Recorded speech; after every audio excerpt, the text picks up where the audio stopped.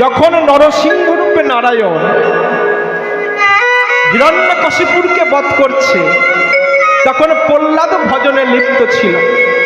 আবম্বস্তম্ভ হুঙ্কার দিয়ে ভগবান ডাক দিলেন, প্রহ্লাদ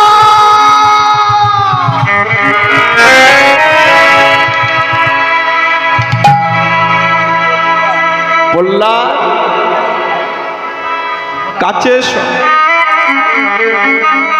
বলুন প্রভু,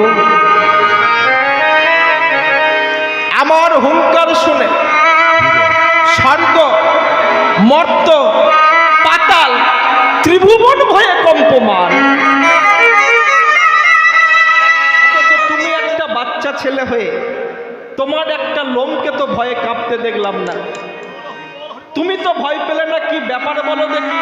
তুমি এখনো নিউট্রালে আছো কি করে? প্রভু গো, বাঘ যখন গর্জন করে, সিংহ যখন গর্জন করে, ছাগ শাবক, মেষ শাবক, মৃগ শাবক তারা ভয়ে কাঁপে। বাঘের ছেলে, বাঘের বাচ্চা, সে ভয় পাবে কেন? কেন সে তার বাবার চেল্লানি জানে না?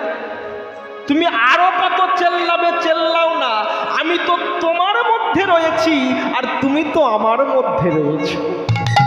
তবে একটা কথা প্রভু, যে রাক্ষস মূর্তি তুমি ধরেছ, এমন রাক্ষস মূর্তি দেখলে জগতে তোমাকে কেউ আর ভগবান বলে মানবে?